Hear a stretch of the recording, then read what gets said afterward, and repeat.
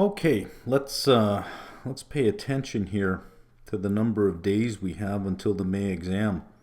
I have to get used to this myself. I've been so used to a June exam and a December exam that with 4 exams a year, as soon as you're finished one, the next exam is, 14 weeks away. So you have to be aware of that. This is for May. May has level 1 and level 3 exams. We can see the May level 1 exam window is the 17th to the 23rd of May. So that gives you 58 days to the day before the exam window to get ready for level 1. Level 3 is starts after that period. It's the 24th to the 26th of May. So it's 65 days to the 23rd. You should be on both level 1 and level 2 nearing the end of your learning part and coming near the review period. For level 1, I've always said that 4 weeks of review. If you have 28 days of review, that's a good amount of time. And it's important to review because that's where you consolidate everything in your mind rather than having all these disjoint facts that you have to remember. As you review, you start making connections between different sections and things start to fit together a little nicer. The review period's important. Level 3 has a longer review period. I say 35 days only because you've never seen the structured response exam before. It is new, so you do need practice at that. So coming up through the month of April and May, we have 68 hours of live AM exam support. I'll talk about that a little bit later on. But with 35 days for review, you got 30 days. You got a month to consolidate everything. And this is for May. Now, I know that for some of you out there, you're probably not even listening because you got bigger things to worry about right now. But if you are listening, some of you out there, our friends in Eastern Europe, your exams have been canceled. You've got some bigger problems. Even if the exams weren't canceled, it would be doubtful that anybody in those affected regions would even be thinking about, well, I got to study because I got to write an exam. I don't even think that would even matter. So at least that's out of the way. There were no refunds issued for anything from CFAI. You're simply just deferred to to another exam window. And for candidates on our site who were in those regions where CFAI has canceled the exams, yeah, don't worry. We'll carry you to the next exam that you register for. For other candidates, those are your dates for May. If you're writing in August, you got more time because quite a few people have registered for August. Level 1, 2, and 3 are all writing in August. Level 1 is August the 23rd to the 29th. So up to the day before the exam window, you have 156 days or 22 weeks. That may sound like a lot of time, but you got 60 readings to get through. So you got to average 3 readings a week. If you still want those 28 days of review at the end, 3 a week, that's a pretty harsh pace. So even though we're only March and you think, oh, it's all the way to August, when you think about what you have to do per week, it is a burden. Level 2 for August is August 30th to September 3rd, and level 3 is August 30th to September 6th. Both level 2 and 3 have 163 days or 23 weeks. But then again, you got to back out your review period.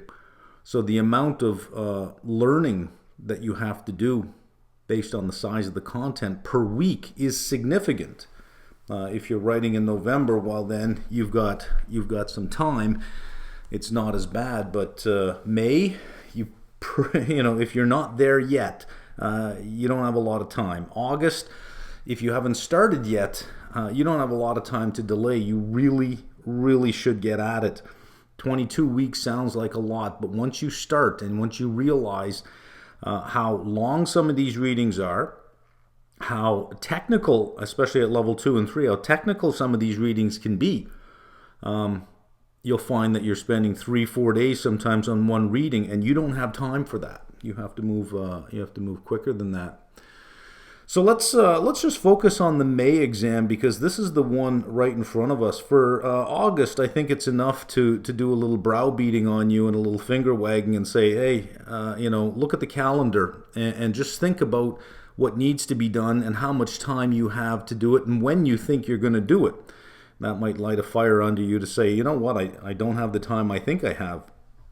If you're writing in May, and you've already come to the conclusion that, you know what, there's no way I'm going to be ready. I'm not going to write. Roughly about 15% of people who register for the exam never actually show up for it, which I think is sort of a waste. Listen, you're not going to get a refund of your exam fees. That's not going to happen. If you're not ready, well, that's on you. Which means you have to pay those fees again, unless you've decided that, you know what, I don't want to do this, I never want to do this, and I don't know why I even started this, but I'm not coming back. Well then, okay. But if you're just not ready, and you think, well, I'll just defer it to November, I'll skip this one, and I'll just write in November when I have more time. No refund for those fees you paid. You've already paid for it. You may as well go. And you may say, but I know, what's the point? I'm not going to pass. Well, you're not going to pass. That's not why I suggest that you show up. And I've said this for years running now, that if you think of just skipping the exam, show up at least. Take one section or two sections or three sections that you think that, okay, well, look, I'm never going to get through these 10 sections in the next 65 days. I'm never going to make it. But you can make one section or two or three. You can say, listen, I'm not going to write that exam. I'm going to write the exam I want to write, which are these three sections. So for level 1, let's say you decide that quant and economics is what you're going to do. Well, guess what? They're in the morning section. They're not in the afternoon. I shouldn't say morning and afternoon. They're in part 1, not part 2 of the exam. So you can show up for part 1 and you don't even have to show up for part 2. But write the exam you want. Take 1 or 2 sections, and your goal there is to really nail those 1 or 2 sections. So when you get your results and you open that email and it says you did not pass, wow, okay, I knew I wasn't going to pass, but that's not why I was there. Scroll down to the results per section. What you're looking for are the victories in the section you wrote. That's a victory. Getting above that 70% line or even better in the top 10% in those sections that you wrote. That's a way to get victory out of failure. Look, I'm not going to pass, but I'm going to go in and I'm going to do 2 sections. This way here you prove to yourself that you can do it. You can do it to the other 8 sections. If you can do it for these 2, you can do it to the other 8. You just need more time. That's all, but you have enough time to really nail at least 2 sections. And who knows, maybe you'll nail 3. And then you might say, well, I have 15 days left. Let me nail 4 sections. And you might go in and end up doing better than you think. As soon as you get it in your head that you're not writing 10 sections, the pressure is off. And you feel a lot better, and you're actually looking forward to the date because you're going in to write those 2 sections and you're just going to look at the other stuff and guess. However, there is value in the other stuff. You get to see the exam. You get to see the types of questions being asked. How many calculate questions are there? That's a pretty popular question at level 1 and level 2 is all these formulas, like how many calculate questions are there? Like half the exam? No, it's not half the exam. It's significantly lower than that. Nobody really knows. And listen, after the fact, you're not supposed to talk about it. So you're going to walk away from that exam with information that nobody else can tell you that you've got. You've already paid for it. You may as well go on a reconnaissance mission. You may as well go and fight a couple battles. Don't fight the war. Fight a couple of battles and come back with some good information. How many calculate questions are there? How many conceptual questions were there? What types of questions were they? Were they testing big themes, big learning objectives, or were they diving into tiny little detail? I think that's unfair, by the way, that tiny little detail. But is that what they were doing? It'll help you better prepare for the next exam, of which, if you don't show up, you got to pay for anyways. You're going to pay for it anyways. So why not get some edge, what traders in the market call it when you know something that somebody else doesn't know. It's called edge. It gets you some edge. You get to see the exam center, the type of interface that you'll be using. How does the mouse move? Whenever you go to somebody else's computer and you start moving their mouse, sometimes it's way too fast or way too slow. It's never set just the way you want it. Well, is that going to distract you for a while? How does the mouse move? What's the size of the screen you got to look at? I have an iMac 27-inch. I'm used to looking at a lot of real estate. I can't go to a small screen. A small screen, I got to lean over the desk at it. It hurts my back. I got to pull that screen towards me so that I can see it. I like a big screen. Well, is it a different size screen that's going to throw you off? How can you read the screen? Is it blurry? Are they good screens? Is there glare on the screen? Do the lights overhead bother, shine in a certain way that makes it hard to read? Are there windows in the testing center where sunlight comes in and it hits a screen in a certain way where you can't read it? You get to scope out the testing center, the screen, the size of the screen, the ease of reading it, the movement of the mouse, the keyboard. You know all of that for the next exam you're going to write. Because if you skip this one, if you say, I'm not going to pass, so I'm going to skip it anyways, when you go in November, you don't know any of that information. Wouldn't it be nice to go in with some edge? You paid either $700 or $1,000 for this. Extract information. Go in, fight a couple of battles. You're going to lose the war, but you're going to win a few battles, and you're going to come away with a whole bunch of reconnaissance information so that when you go into the November exam, you're way ahead of it. So there should be nobody other than, look, it's a scheduling conflict. I know I can't make it, and that's just the end of it. But just to say, I'm not going to be ready. I'm not going to make it, so I'm just going to let it go now. I'm not even going to bother because the pressure is too much, and I'm not going to win. Simple as that. Take one or two sections. Fight those battles. Go in. Write that thing. You have paid for it. Extract it. There should be no reason why there are empty seats on exam day, other than what I just said where, unfortunately there is just no other way to get there. Okay, that being done, I want to show you something else here. If you are thinking about August, let's scroll down here. The early registration period for August is done, so you're looking at the $1,000, but for November, early registration is all the way through May 3rd if you're going to register for November. It saves you $300. There's no point in walking your calendar and putting May 3rd and waiting till May 3rd. Do it now.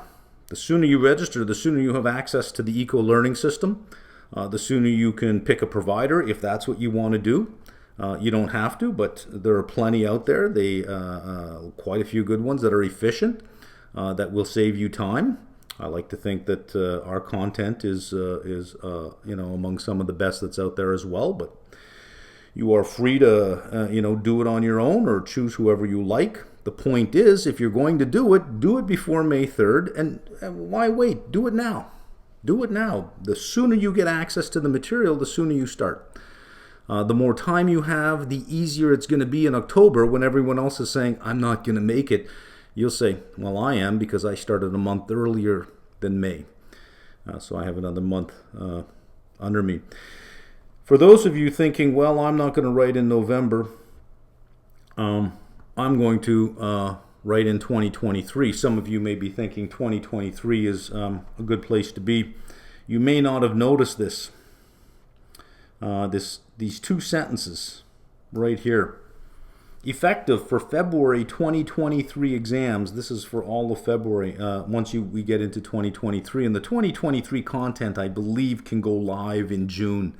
So starting in June of this year, you can register for February exams.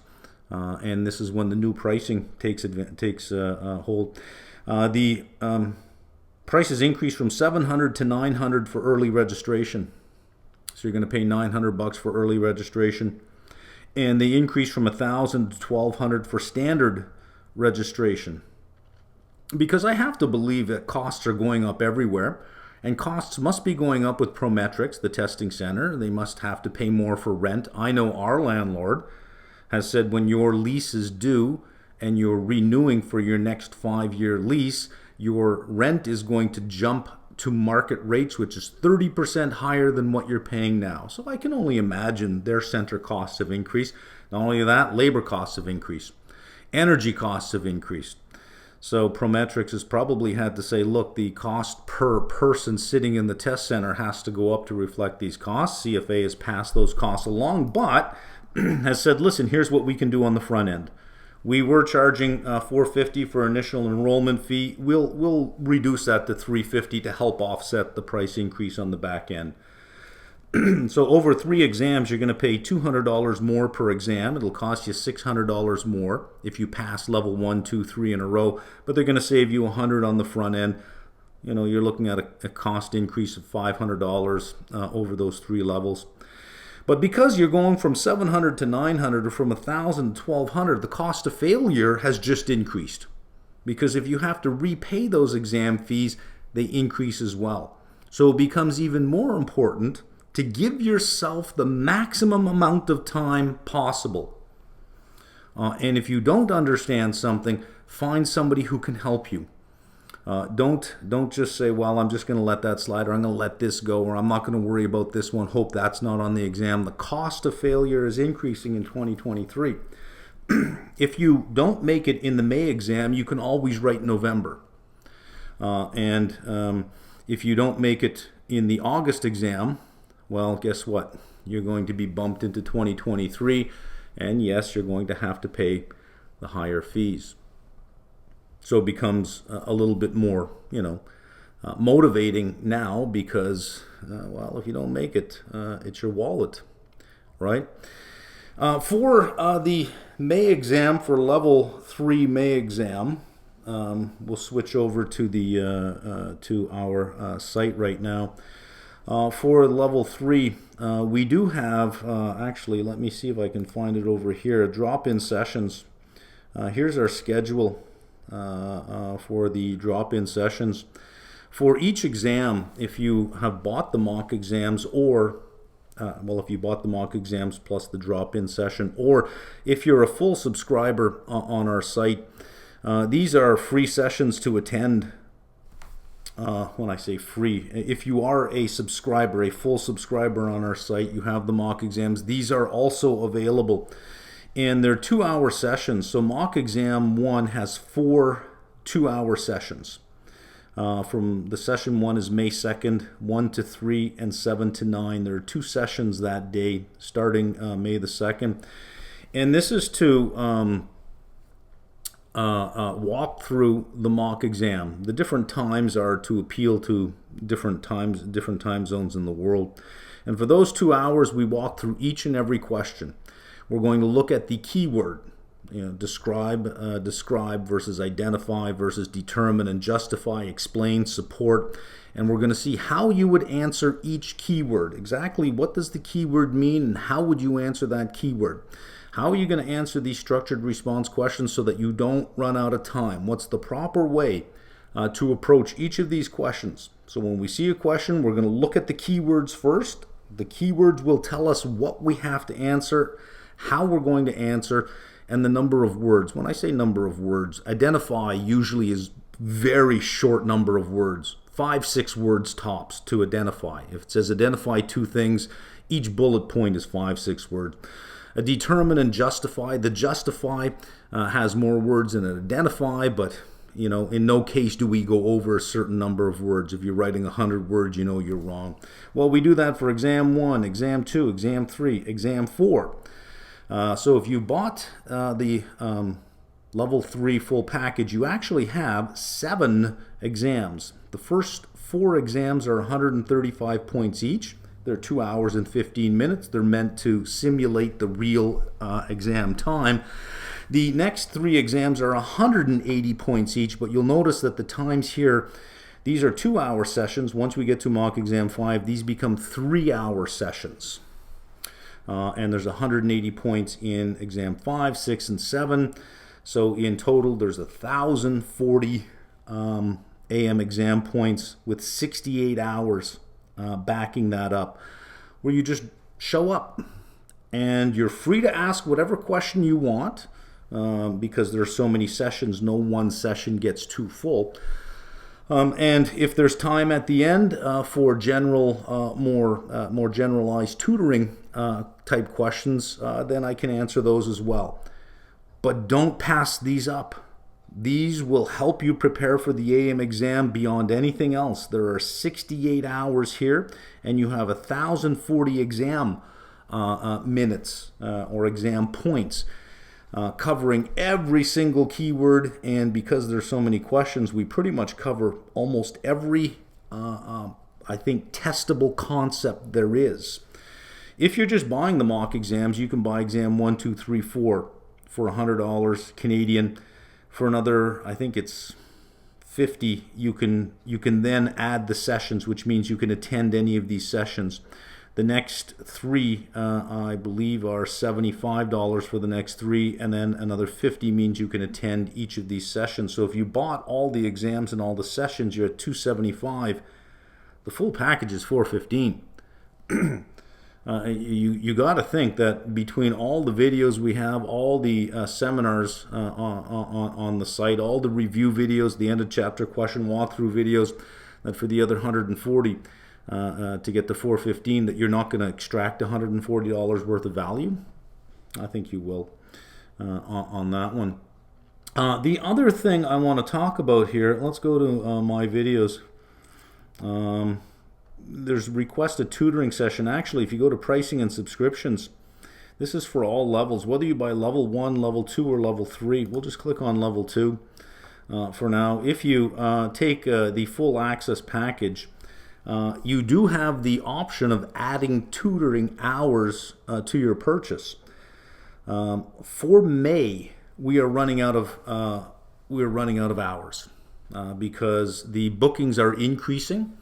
And all of our tutors are full-time employees in their particular discipline, whether they're fixed income analysts or equity analysts or banking analysts. They all have full-time jobs, so they pick up this tutoring at night and on the weekends. When it gets to be too much and there are too many sessions that aren't booked, I step in and I clear them out. But as I've just shown you, I have 68 hours of live sessions all the way through May, so I have limited bandwidth as well. So if you are thinking that you're going to pick up some tutoring hours for May, you better do it sooner than later, because they are booking up quickly. At some point, they simply just won't be available. You won't be able to buy any more for May, but you can still buy for August. If you wait till July to buy for August, you're probably not going to get any hours because, again, limited number of tutors. We have the single lowest price for tutoring that you'll find anywhere in the market. It's 65 Canadian dollars, which is about 45 US. You're not going to find charter holders or myself outside of our site, outside of a subscription, offering tutoring for that price. Most rates that I've seen are $80 US all the way up to 120 to 150 US. And with these tutoring sessions, you can share them with another person, which means you can split the cost with somebody else on a tutoring session. You can get so much more out of a 1-hour tutoring session than simply just asking questions online because there's give and take. You may ask a question where I say, well, your question is flawed. There's something you don't understand, because if you understood it, you wouldn't ask that question. So I don't know how far back I have to go to correct something. So it makes it hard when you got to type out the answer. But when you could just draw something, you can clear up a whole bunch of stuff. You can get 20, 30 questions out in an hour easily. So if you think about level 2 at $365 and you're adding 5 tutoring hours at $65, that's another $325. You're at $690 Canadian. You divide that by 1.26. Whatever number you see on our site, divide by 1.26. That will be the equivalent US dollar option. So just to let you know, if you are interested in tutoring, we do have it probably at, I'm not going to say probably, I'm going to say 99% certain. Based on the qualifications of the people we have, you're not going to find a lower price on tutoring. Here's the catch though. You have to be a subscriber. to access that pricing. This pricing is only for our own subscribers. Well, that's it. I think we covered everything. We talked about the days to the May exam, the days to the August exam. Nice, rallying cry for those who've decided they're just not going to show up, to show up. We've looked at the increase in fees for 2023, and we've talked about the AM exam and the hours that are available for the AM exam, those live drop-in sessions, and the tutoring. And that, fair warning here, it may be another week or two before there is no possibility of booking any tutoring hours for the May exam. Last point for the video. My applied series has, since December, has been brought into my own site and is part of a subscription. And I get emails every single day. Can you please put them back on YouTube? Can you please put them back on YouTube? I can't afford a subscription. I really like it. Okay, I'll give in. I will put my applied series back onto YouTube. So later on today, every week I do a weekly update, a market update of where we've been during the week and where we stand in terms of valuations on different assets, mostly the SPY, where the yield curve happens to sit, what the Fed is doing, things like that, and where I think we should be paying attention to on a going forward basis. That'll be up later this afternoon, probably around 3 o'clock before the Globex Open of 5:30, 6 o'clock. I think currencies, 5:15 is the earliest I get them here, and futures on Globex open at 6. And a look ahead, just a brief peek ahead. I honestly have no idea what to expect because I'm a little bit confused about what happened during the past week. Anyways, it's going to be an interesting weekly update. But that is back on YouTube and available for everybody. That's it.